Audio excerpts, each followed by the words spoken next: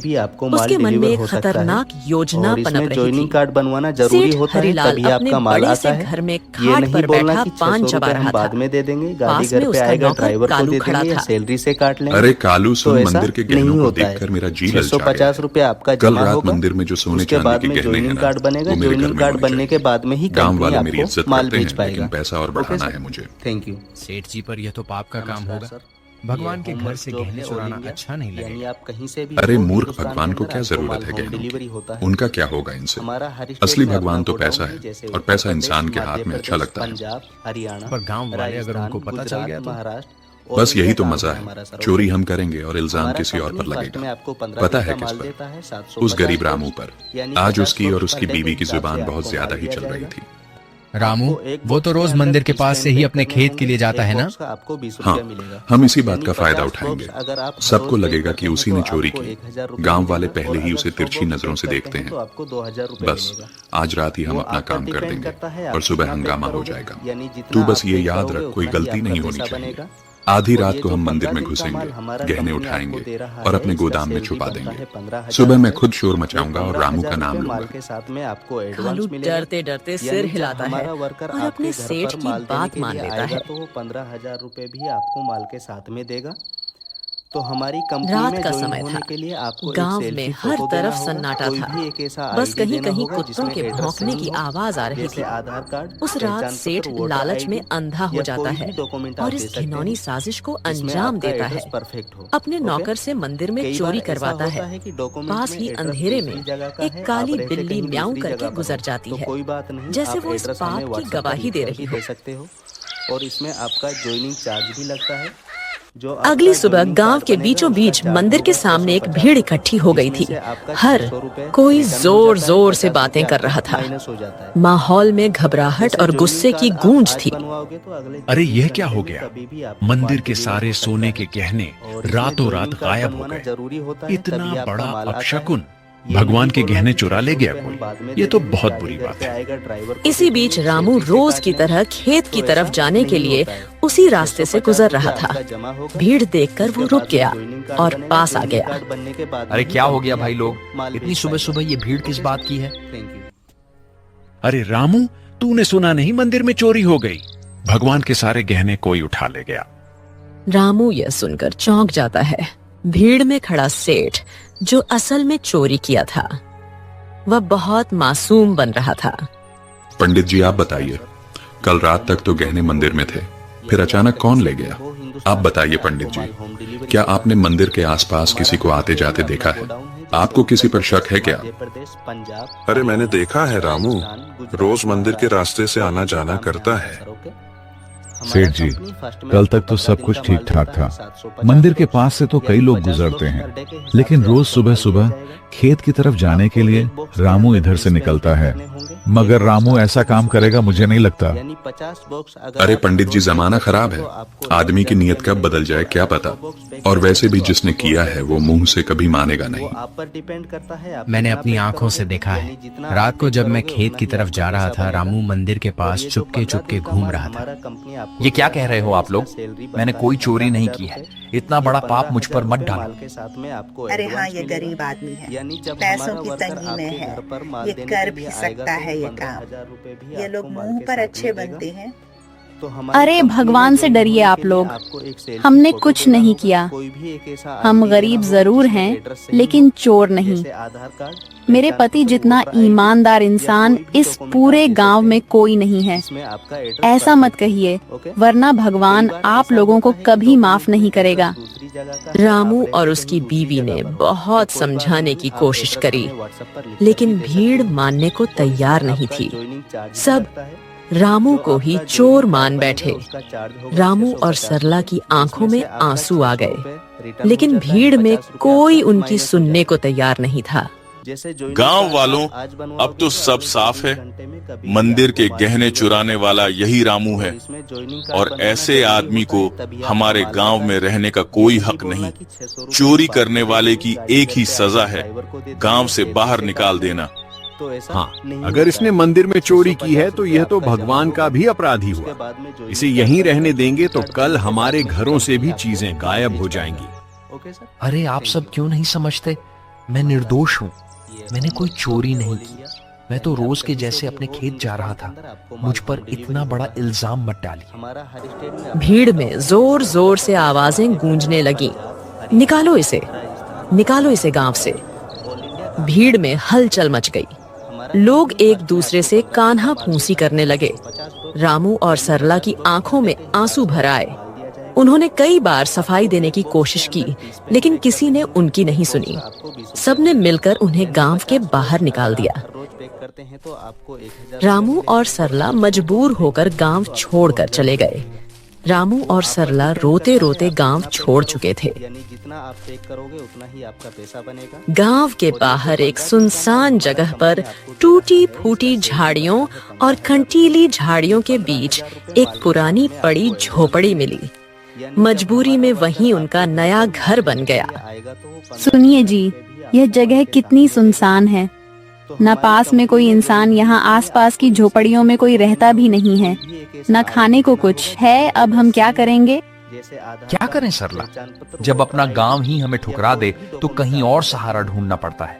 यही हमारी तकदीर है। मैं तो ये सोच रहा हूँ आखिर चोरी की किसने है और इल्जाम मुझ पर डाल दिया गया। मैं असली चोर का पता लगाकर रहूंगा। दिन ढल गया। सरला रोते रोते सो गई। रामू सारी रात परेशान बैठा रहा। उत्तर प्रदेश, मध्य प्रदेश, पंजाब, हरियाणा, राजस्थान, गुजरात। अगली सुबह जब रामू उठा तो उसने देखा कि सरला रो रो कर भूख से कमजोर हो गई है। सरला, तुम यहीं रहो, मैं कुछ खाने के लिए लाता हूँ, फिर अपने खेत जाऊंगा दूसरे गांव से होते हुए। तुम दरवाजा अंदर से बंद करके आराम करो। इतना कहकर रामू जंगल की ओर चल गया। आपको 1000 रुपया मिलेगा और अगर 100 बॉक्स पैक करते हैं तो आपको 2000 रुपया मिलेगा। वो आप पर डिपेंड करता है आप कितना पैक करोगे। रामू ने सरला को कुछ फल और आसपास की नदी से पानी लाकर दिया। का माल हमारा कंपनी आपको दे रहा है। रामू दूसरे गांव से होते हुए अपने खेत जाने के लिए निकल गया। अचानक घने जंगल में सामने से एक साधु बाबा प्रकट होते हैं। उनकी लंबी दाढ़ी और वस्त्र उन्हें अलग ही आभा दे रहे थे। रामू उनके पास गया। बेटा, तू कौन है? तेरे चेहरे पर चिंता की रेखाएं साफ दिख रही हैं। बाबा, मैं इस गांव का ही रहने वाला हूँ, पर अब गांव वालों ने मुझे निकाल दिया है। सब लोग मुझ पर चोरी का झूठा इल्जाम लगा रहे हैं। मैंने कोई चोरी नहीं की। तो कोई बात नहीं। रामू रोते रोते साधु बाबा को पूरी कहानी बताता है। सेठ का कर्ज, गांव वालों का इल्जाम और मंदिर से चोरी की घटना। 50 रुपए, जिसमें से आपका 600 रुपए तेरी आंखों में हो छल नहीं 50 है। रुपए आपका माइनस। तू सच्चा और साफ दिल का इंसान है। तेरी पीड़ा मैं समझ सकता हूँ। ये दुनिया अक्सर गरीब पर झूठा इल्जाम लगा देती है। ये नहीं पर चिंता मत कर, हम बाद में दे देंगे। भगवान न्याय करते हैं। असली चोर जल्द ही सामने आएगा। नहीं होता है। ये मेरा 650 रुपए आशीर्वाद आपका जमा होगा। पर बाबा कैसे? सब मुझे ही दोषी मान रहे हैं। गांव छोड़कर मैं और मेरी पत्नी यहाँ भूखे प्यासे पड़े हैं। कोई मेरी बात मानने को तैयार नहीं है। मैं कैसे साबित करूं कि मैं निर्दोष हूं? इस जंगल में एक श्रापित जानवर रहता है। उसने अपनी आंखों से असली चोर को देखा है। वही तुझे सच तक पहुंचने में मदद करेगा। पर ध्यान रहे, उस जानवर को ढूंढना आसान नहीं है। उसके पास जाना होगा, उसका विश्वास जीतना होगा, तभी वह तेरी मदद करेगा। श्रापित जानवर बाबा, वह कौन है? मैं उसे कैसे ढूंढूं? यहाँ जंगल में तो बहुत से जानवर हैं। वह एक श्रापित काली बिल्ली है। सच ये है कि उसकी आंखों ने वह दृश्य देखा है जो किसी और ने नहीं देखा। जा बेटा, उस जानवर को ढूंढ और उससे मदद मांग। वो बिल्ली तेरी जिंदगी बदल देगी। भगवान तेरा साथ देंगे। जा बेटा, सत्य की शक्ति तेरे साथ है। साधु बाबा रामू को आशीर्वाद देकर अचानक गायब हो गए। रामू समझ गया था कि यह भगवान की लीला है। रामू तुरंत ही बाबा के बताए अनुसार उस बिल्ली को ढूंढने के लिए निकल गया। जंगल का सन्नाटा, पत्तों की सरसराहट। रामू थका हारा, भूखा प्यासा, उम्मीद के सहारे इधर उधर भटक रहा था। उसने पूरा जंगल छान मारा, पर उसे वो काली बिल्ली कहीं नहीं मिली। दिन ढलने को आया। रामू अब निराश होकर अपनी झोपड़ी की तरफ जा रहा था। अचानक तभी उसकी नजर एक काली बिल्ली पर पड़ी। बिल्ली की चमकती आंखें दो अंगारों जैसी दिखाई दे रही थीं। रुपए हम बाद में दे देंगे, गाड़ी घर पे आएगा, ड्राइवर को दे देंगे। ओ बिल्ली रानी, क्या तुम वही हो जिसके बारे में साधु बाबा ने कहा था? क्या तुमने उस रात देखा था? असली चोर कौन है?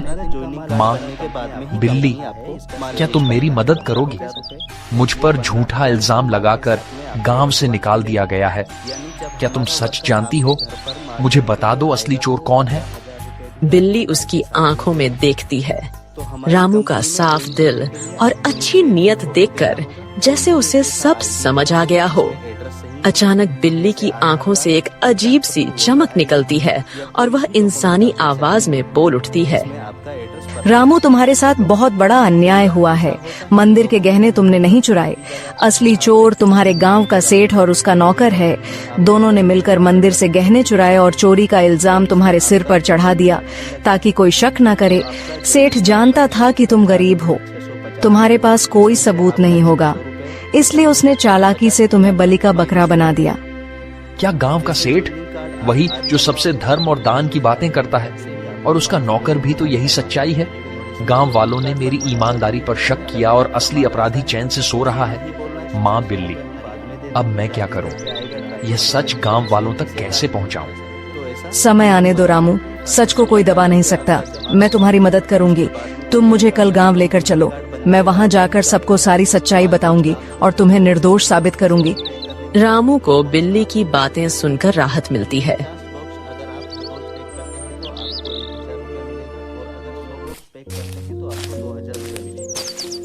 वह घर जाकर सरला को पूरी बात बताता है। जितना आप पे करोगे उतना ही आपका पैसा बनेगा, और ये जो 15 दिन का माल हमारा कंपनी आपको दे रहा है, इसका सैलरी बनता है 15,000 रुपए। ये 15,000 रुपए अगली सुबह रामू और सरला बिल्ली को लेकर गांव जाते हैं आपको घर पर माल देने के लिए आएगा तो 15,000 रुपए और सबको बुलाते हैं। तो हमारी कंपनी में ज्वाइन होने के लिए आपको एक सेल्फी फोटो देना होगा। गांव वालों, आप सबने मुझे चोर बोलकर गांव से निकाल दिया था, पर असली चोर अभी भी गांव में ही बैठा है। आज मेरे पास एक गवाह है जो मुझे निर्दोष साबित करेगा। गांव वालों सुनो, असली चोर रामू नहीं है। मैंने अपनी आंखों से देखा है। मंदिर के गहने सेठ और उसके नौकर ने मिलकर चुराए हैं। अगर तुम्हें यकीन नहीं होता तो सेठ के घर जाकर देखो, मंदिर के गहने वहीं मिलेंगे। अरे, यह बिल्ली बोल कैसे रही है? चलो हम जाकर देखते हैं सेठ के घर गहने हैं या नहीं। वैसे भी सेठ ही हमें हमेशा धोखा देता रहा है। बिल्ली को बोलता देख सब चौंक जाते हैं और गांव के कुछ लोग सेठ के घर जाते हैं। उनको गहने सेठ के घर में मिल जाते हैं। नमस्कार सर। अब पूरे गांव में बातें होने लगी। सेठ चोर है, सेठ चोर है। सब बोलने लगे। सेठ ने चालाकी से अपने नौकर को इशारा करा और सारा इल्जाम नौकर पर डाल दिया। अरे नहीं नहीं, मैं चोर नहीं हूँ। ये सब मेरे नौकर की करतूत है। उसने ही चोरी की है। मैं तो खुद हैरान हूँ। झूठ मत बोलिए सेठ जी, आप सबसे ब्याज में 4 गुना पैसे वसूलते हो, अब चोरी भी करवा रहे हो। ठीक है, अगर तुम सब कहते हो तो इस नौकर को सजा मैं दूंगा, क्योंकि यही असली चोर है। मुझे इस बारे में कुछ नहीं पता था। वो आप पर डिपेंड करता है, आप कितना पैक करोगे, यानी जितना आप पैक करोगे उतना ही। सेठ ने पूरे गहने वापस मंदिर में रखवा दिए। हमारा कंपनी आपको दे रहा है, इसका सैलरी बनता है 15,000 रुपए। अब गांव में उसकी कोई इज्जत नहीं करता है। पूरे गांव वालों ने रामू से माफी मांगी। उन्हें अपनी गलती का एहसास हो गया। सबने पूरे आदर सम्मान के साथ रामू और सरला को गांव वापस बुलाया। एक सेल्फी फोटो देना होगा, कोई भी एक ऐसा आईडी देना होगा जिसमें एड्रेस सही हो, जैसे आधार कार्ड, पहचान पत्र, वोटर आईडी या कोई भी। रामू और उसकी पत्नी सरला अब वापस अपने घर आ गए थे। कई बार ऐसा होता है कि डॉक्यूमेंट में एड्रेस दूसरी जगह का है, आप रहते कहीं दूसरी जगह। शाम का समय, कोई बात नहीं, आप हल्की ठंडी हवा चल रही है। रामू बोलने वाली बिल्ली के साथ खेत की तरफ जा रहा था। ज्वाइनिंग कार्ड बनेगा, उसका चार्ज होगा 650 रुपए, जिसमें से आपका 600 रुपए रिटर्न हो जाता है, 50 रुपए आपका माइनस हो जाता है। जैसे ज्वाइनिंग कार्ड माँ बिल्ली, आज अगर तुम ना होती तो मेरी जिंदगी बर्बाद हो जाती। तुम्हारे ही कारण ही मुझे इज्जत वापस मिली। तुम्हारा बहुत बहुत धन्यवाद। रामू, अब मुझे तुमसे एक आखिरी बात कहनी है। गाड़ी घर पे आएगा, ड्राइवर को दे देंगे या सैलरी से काट। अचानक तेज रोशनी बिल्ली के चारों ओर फैलने लगती है। बिल्ली चमकने लगती है और पल भर में वह एक सुंदर अप्सरा में बदल जाती है। रामू आश्चर्य से पीछे हट जाता है। अरे ये क्या हुआ? तुम अचानक अप्सरा कैसे बन गई? कौन हो तुम? हाँ रामू, मैं एक अप्सरा ही हूँ। मुझे स्वर्ग से श्राप मिला था। मैं इस श्राप से मुक्त होने के लिए ही धरती पर आई थी। जब तक मैं धरती पर किसी सच्चे और भले इंसान की मदद नहीं करती, तब तक मैं इस बिल्ली के रूप में ही रहती। तुम एक सच्चे और ईमानदार इंसान हो, इसलिए तुम्हें बचाकर मैंने भी अपना श्राप तोड़ दिया। अब मुझे मुक्ति मिल चुकी है। तुम्हारी ईमानदारी और भलाई ने मुझे श्राप से मुक्त कर दिया है। तुम्हारा बहुत बहुत धन्यवाद रामू। मैं बहुत खुश हूँ। मैं तुम्हें वरदान देना चाहती हूँ। तुम्हें जो चाहिए बेझिझक कहो। रामू की आंखों में चमक आ जाती है। वह भावुक होकर अप्सरा को प्रणाम करता है। देवी, मेरी जिंदगी गरीबी से घिरी हुई है। मैं दिन रात खेतों में मेहनत करता हूँ, मगर फसल कभी अच्छी नहीं होती। ऊपर से कर्ज का बोझ है। मेरे परिवार के लिए 2 वक्त की रोटी जुटाना भी मुश्किल हो जाता है। रामू, मैं तुम्हें वरदान देती हूँ। तुम्हारी परेशानी अब समाप्त होगी। जंगल के बीच में एक लाल फूल के पौधे के पास एक चमत्कारी फल का पेड़ है। वह पेड़ स्वर्ग से आया है। उस पेड़ का फल सिर्फ ईमानदार इंसान ही खा सकता है। तुम वहाँ जाओ और वह फल खाओ। तुम्हारे खेतों में समृद्धि होगी, कर्ज मिट जाएगा और जीवन खुशहाल हो जाएगा। बस याद रखना, तुम हमेशा इसे ही रहमदिल रहना, वरना तुम्हारी जिंदगी वापस वैसे ही हो जाएगी। सुखी रहो रामू। अब मैं चलती हूँ, अपना ख्याल रखना। रामू को वरदान देकर अप्सरा अचानक गायब हो जाती है।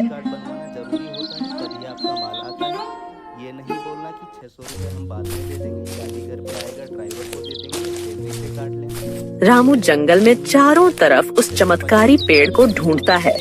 सूरज ढलने को होता है। थका हारा रामू अचानक लाल फूल के पौधे को देख लेता है। रामू धीरे धीरे आगे बढ़ता है और देखता है कि पौधे के पीछे एक सुंदर चमकदार पेड़ खड़ा है।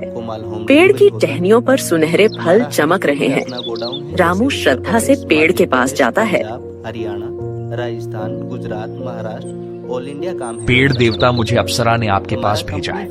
मैं गरीब किसान रामू हूँ। क्या मैं आपके फल खा सकता हूँ? अचानक पेड़ से आवाज आई। आपको एक बॉक्स के अंदर 30 पेन पैक करने होंगे। रामू, मुझे सब पता है।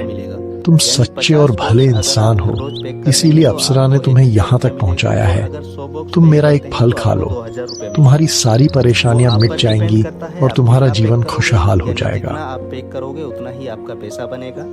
और ये जो 15 दिन का माल हमारा कंपनी आपको दे रहा है, इसका सैलरी बनता है 15,000। रामू पेड़ से एक सुनहरा फल तोड़कर खाता है। अचानक उसके शरीर में एक अजीब सी ऊर्जा दौड़ जाती है। वह पेड़ को धन्यवाद करके अपने घर की ओर निकल जाता है। कंपनी में ज्वाइन होने के लिए आपको एक सेल्फी फोटो देना होगा। कोई भी एक ऐसा, और जैसे ही वह घर के पास पहुंचता है, उसकी झोपड़ी एक सुंदर बड़ा आलीशान घर में बदल जाती है। रामू दंग रह जाता है। उसकी पत्नी बाहर आकर चौंक जाती है। ऐसा होता है कि डॉक्यूमेंट में एड्रेस दूसरी जगह का है, आप रहते कहीं दूसरी। अरे सुनिए, ये क्या हो गया? हमारी झोपड़ी कहाँ गई? इतना बड़ा घर कैसे बन गया? क्या यह घर हमारा है? हाँ प्रिय, ये सब भगवान की कृपा है। जंगल में मुझे एक अप्सरा मिली। उसने मुझे चमत्कारी पेड़ का रास्ता बताया। उस पेड़ ने मुझे फल दिया और जैसे ही मैंने खाया, हमारी किस्मत बदल गई। रामू ने सरला को उस स्वर्ग से आई श्रापित बिल्ली की पूरी कहानी बताई। इतने सालों की गरीबी के बाद अब हमारी जिंदगी बदल गई। भगवान का बहुत बहुत धन्यवाद। हाँ, मगर याद रखना, ये चमत्कार हमें सिर्फ इसलिए मिला है क्योंकि हमने कभी बेईमानी नहीं की। ये वरदान हमें हमारी मेहनत और ईमानदारी की वजह से मिला है। आप हर रोज पैक करते हैं तो आपको 1,000 रुपया मिलेगा, और अगर 100 बॉक्स पैक करते हैं तो आपको 2,000 रुपया मिलेगा। वो आप पर डिपेंड करता अब रामू और सरला अपने नए घर में खुशी से रहने लगे, पर रामू अब भी साधारण कपड़ों में ही रहता था। उसके अंदर जरा सा भी घमंड नहीं आया। उसने हमेशा उस अप्सरा की बात याद रखी। अब रामू गांव में सबकी मदद करने लगा। उसके घर में हमेशा अनाज भरा रहता था और मेहमानों के लिए दरवाजे खुले रहते थे। वह गांव के सारे जरूरतमंद लोगों को अनाज बांटता था। सारे गांव में रामू की बातें होने लगी। हर कोई अब रामू की बहुत इज्जत करने लगा था। एक दिन गांव वालों को रामू की तारीफ करते सेठ हरिलाल ने सुन लिया। यह सब देख हरिलाल को जलन होने लगी। ये सब दिखावा है। कोई इतना अमीर अचानक कैसे हो सकता है? जरूर इसके पीछे कोई बड़ा राज है। अगर यह ऐसे ही अमीर होता रहा तो गांव में मेरी इज्जत तो मिट्टी में मिल जाएगी। अबे कालू, सुन, तू जरा रामू पर नजर रख और पता कर कि इसके पास दौलत आने का असली राज क्या है। कभी भी आपको माल डिलीवर हो सकता है। और इसमें उसी दिन से सेठ का नौकर रामू पर नजर रखने लगा। ये नहीं बोलना कि 600 रुपए हम बाद में दे देंगे, गाड़ी घर पे आएगा, ड्राइवर को दे देंगे, ओली से काटने, यानी आप कहीं तो ऐसा नहीं होता है। आपको 650 एक दिन सेठ का नौकर रामू का पीछा कर रहा था। उसने देखा कि रामू जंगल में जाकर उस चमत्कारी पेड़ से बात कर रहा है। कालू चुपके रामू की सारी बातें सुन रहा था। आपको माल दिया जाएगा। आपको एक बॉक्स के अंदर 30 पेन पैक करने होंगे। एक बॉक्स का आपको 20 रुपया मिलेगा, यानी 50 बॉक्स अगर आप हर रोज पैक करते हैं। सेठ जी, मैंने सब देख लिया, सब पता कर लिया। रामू उस जंगल के बीच वाले पेड़ से बात कर रहा था। उसने उस पेड़ का फल खाया है, जिसकी वजह से उसकी गरीबी दूर हुई और वह अमीर बन गया। क्या सच में? तो चल अभी उसी पेड़ के पास चलते हैं।